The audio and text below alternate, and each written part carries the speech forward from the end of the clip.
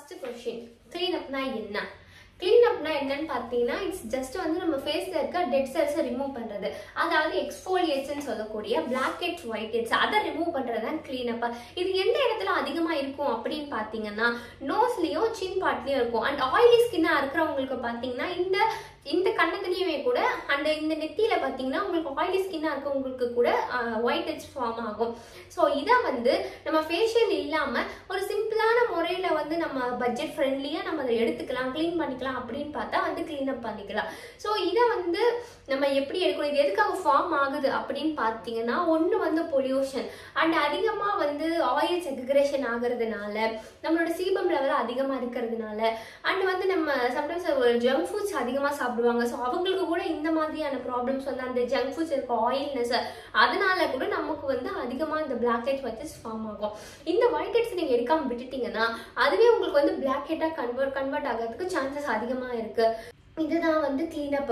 Cleanup உங்களுக்கு என்னன்னா உங்களுக்கு தெளிவாக புரிஞ்சிருக்கும்னு நினைக்கிறேன். செகண்ட் வந்து கிளீனப்புக்கும் ஃபேஷியலுக்கும் என்ன டிஃப்ரென்ஸ்? ஸோ கிளீனப்புக்கும் ஃபேஷியலுக்கு என்ன டிஃப்ரென்ஸ்ன்னு பார்த்தீங்கன்னா கிளீனப் வந்து வித்தவுட் மசாஜ், இதே ஃபேஷியலுங்கிறது வித் மசாஜ்.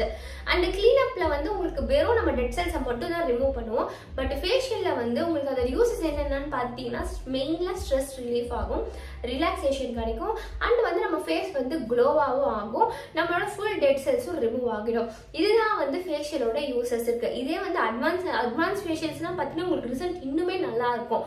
ஸோ அந்த மாதிரி வர்றது தான் ஃபேஷியல். இது வந்து மசாஜஸே இல்லாமல் நம்ம ஃபேஸில் இருக்க வெறும் டெட் செல்ஸை ரிமூவ் பண்ணுறது தான் வந்து கிளீனப்.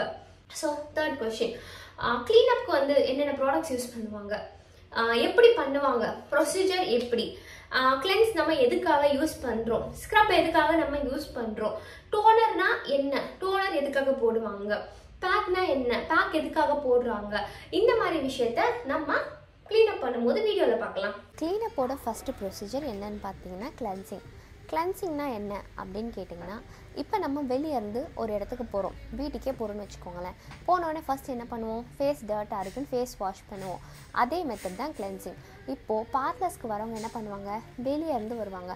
ஸோ அவங்க வெளியேருந்து வரும்போது அவங்க ஃபேஸில் நிறைய பொல்யூஷனால நிறைய டர்ட்ஸ் இருக்கும். அந்த டர்ட்ஸை நம்ம ரிமூவ் பண்ணுறதுக்கு மெத்தட் தான் கிளென்சர்னு சொல்கிறது. ஓகேங்களா? ஸோ கிளென்சர் பண்ணுறதுக்கு ஃபர்ஸ்ட் ப்ரொசீஜர் வந்து கிளைண்ட்டுக்கு வெறும் வெட் டிஷ்யூ வச்சு ஃபஸ்ட்டு ஃபேஸை ஃபுல்லாக நல்லா துடைக்கணும். துடைச்சதுக்கு அப்புறமா கிளென்சிங் ஃபேஸில் அப்ளை பண்ணணும். ஓகேங்களா?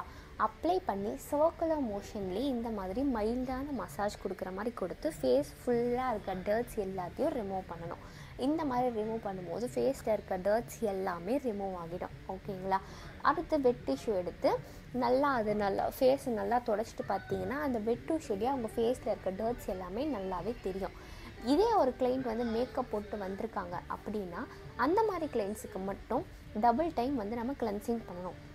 ரீசன் என்னன்னு பார்த்தீங்கன்னா, ஃபர்ஸ்ட் டைம் கிளென்ஸ் பண்ணும்போது அவங்க ஃபேஸில் இருக்க டர்ட்ஸ்லாம் வந்துடும். செகண்ட் டைம் அகைன் கிளென்ஸ் பண்ணும்பொழுது அவங்க ஃபேஸ் போட்டிருக்க மேக்கப் அதுவுமே வந்து ரிமூவ் ஆகி வந்துடும். ஸோ அதுக்கு அடுத்த ப்ரொசீஜர் நம்ம ஸ்க்ரப் பண்ணும்பொழுது, மசாஜோ இல்லை பேக் போடும்பொழுது நமக்கு வந்து உங்கள் ஃபேஸில் மேக்கப் எதுவும் இல்லாமல் ஃபேஸ் வந்து கிளியராக இருக்கும். ஓகேங்களா? இதே வந்து 2 தடவைக்கு மேலே நான் கிளென்ஸ் பண்ணலாமா அப்படின்னு நிறைய பேர் கேட்பாங்க. ஸோ அந்த மாதிரி நம்ம கிளென்ஸ் பண்ணக்கூடாது. மேக்ஸிமம் 2 டைம்ஸ் தான் கிளென்சிங். அதுக்கு மேலே நம்ம வந்து ஃபேஸை கிளென்ஸ் பண்ணக்கூடாது. செகண்ட் ப்ரொசீஜர் பார்த்திங்கன்னா ஸ்க்ரப்பிங். ஓகேங்களா? ஸ்க்ரப் எதுக்காக பண்ணுறோன்னு பார்த்தீங்கன்னா நம்ம ஃபேஸில் இருக்க எக்ஸ்ட்ரா டெட் செல்ஸ் அதை எடுக்கிறதுக்காக தான் நம்ம வந்து ஸ்க்ரப் பண்ணுறோம். ஓகேங்களா? இந்த மாதிரி ஸ்க்ரப்பை வந்து ஃபர்ஸ்ட்டு ஃபேஸில் அப்ளை பண்ணி இதே மாதிரி சர்க்குலர் போர்ஷன்லேயே வந்து நம்ம ஃபேஸுக்கு லைட்டான மசாஜ் மாதிரி கொடுக்கணும். ஸ்க்ரப்பிங் வந்து மேக்ஸிமம் நம்ம வந்து ஃபேஸில் 2 மினிட்ஸ் தான் அப்ளை பண்ணணும். ஓகேங்களா? அதுக்கு மேலே ஓவர் ஸ்க்ரப்பும் நம்ம பண்ணக்கூடாது. மைல்டாக ஸ்க்ரப் அப்ளை பண்ணி மைல்டாக மசாஜ் கொடுக்கணும். எந்த இடத்துலலாம் அதிகமாக ஃபோக்கஸ் பண்ணணும்னு பார்த்தீங்கன்னா லிப்புக்கு கீழே, நோஸு, இந்த மாதிரி இடத்துங்களில் நீங்கள் நல்லா ஃபோக்கஸ் பண்ணணும். ஃபோர்ஹெட், ஸோ சின், இந்த மாதிரி பார்ட்டில் தான் நல்லா ஃபோக்கஸ் பண்ணணும். இந்த ஸ்க்ரப் பண்ணும்போது நம்ம ஐ பார்ட் வந்து ஃபோக்கஸ் பண்ணணும் நமக்கு எந்த அவசியமும் கிடையாது. ஓகேங்களா? சும்மா லைட்டாக நீங்கள் ஒன் டைம் மட்டும் அப்ளை பண்ணால் கூட போதும். மற்றபடி ஃபுல் ஃபேஸ் நீங்கள் வந்து நல்லா சர்க்குலர் மோஷன்லேயே வந்து நீங்கள் இந்த மாதிரி அப்ளை பண்ணும்பொழுது ஃபேஸில் இருக்க டெட் செல்ஸ்லாம் வந்து உங்களுக்கு வெளியே வர ஆரம்பிக்கும். ஸோ இதுதான் வந்து ஸ்க்ரப்பிங் மெத்தட். 2 மினிட்ஸ் வந்து கிளைண்ட்டோட ஃபேஸை ஸ்க்ரப் பண்ணதுக்கு அப்புறமா நம்ம வந்து ஸ்டீமிங் கொடுக்கணும். ஓகேங்களா? ஸ்டீம் கொடுக்கறதுக்கான ப்ரொசீஜர் என்னன்னு பார்த்தீங்கன்னா, ஃபஸ்ட்டு ஸ்டீம் ஆன் பண்ணி ரெடி பண்ணி வச்சுக்கணும். நீங்கள் கிளைண்ட்டோட ஃபேஸுக்கு நேராக ஸ்டீம் வர மாதிரி வச்சுக்கணும். ஓகேங்களா? அடுத்து வந்து கிளைண்ட்டோட கண்ணில் ஒரு normal tissue or wet tissue ஏதாவது வச்சு கிளைண்ட்டோட கண்ணை மட்டும் நீங்கள் மைல்டாக க்ளோஸ் பண்ணிவிட்டு ஃபேஸில் வந்து ஸ்டீம் கொடுக்கலாம். இதே வந்து ஒரு சில கிளைண்ட்டுக்கு வந்து பார்த்தீங்கன்னா ஃபேஸ் ஃபுல்லாக பிம்பிள்ஸ் இருக்கும். அந்த மாதிரி கிளைண்ட்ஸுக்கு நம்ம என்ன பண்ணணும்னா ஹாட் காட்டன் ஆர் வந்து ஹாட் கிளாத்து இதை வச்சு ஃபுல் ஃபேஸ் வந்து கவர் பண்ணிடணும். கவர் பண்ணிவிட்டு நோஸ் பார்ட்டுக்கு மட்டும் நம்ம ஸ்டீமிங் கொடுக்கணும். ஓகேங்களா? அவங்களுக்கு வந்து டேரெக்டாக நம்ம ஸ்டீமிங் கொடுக்கக்கூடாது. ஸோ இவங்களோட ஸ்கின்னில் வந்து அந்த மாதிரி ப்ராப்ளம்ஸ் இல்லாததுனால நான் கண்ணை மட்டும் க்ளோஸ் பண்ணிவிட்டு ஸ்டீமிங் கொடுக்குறேன். ஸோ ஸ்டீமிங் வந்து 3 to 5 மினிட்ஸ் கொடுத்ததுக்கப்புறமா ஃபேஸில் வந்து நம்ம பிளாக்கெட் ரிமூவர் இது எடுத்து நல்லா க்ளீன் பண்ணிடணும். க்ளீன் பண்ணிவிட்டு நோஸில் இருக்க பிளாக்கெட் ஒயிட் ஹெட்ஸை பொறுமையாக ரிமூவ் பண்ணணும். ஓகேங்களா?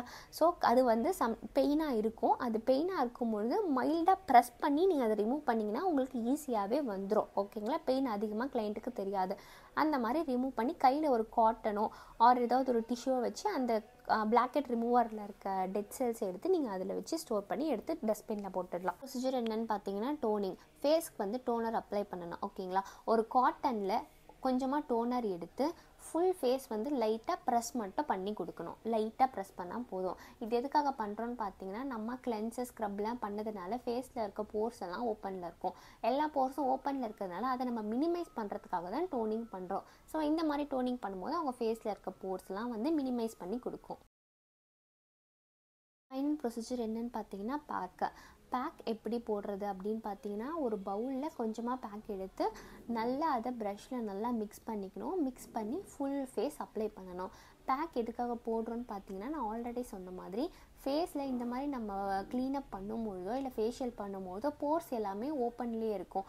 அதை மினிமைஸ் பண்ணி கொடுக்கறதுக்காக தான் நம்ம வந்து பேக் போட்டு ஃபேஸை செட் பண்ணுறது. ஸோ பேக் வந்து நல்லா ஃபேஸ் ஃபுல்லாக அப்ளை பண்ணணும். இதோட டைமிங் வந்து 10 to 15 மினிட்ஸ். 10 to 15 மினிட்ஸ் கழித்து ஃபேஸை நல்லா வெட் டிஷ்யூ வச்சு ஃபுல்லாக தொடச்சிடணும்.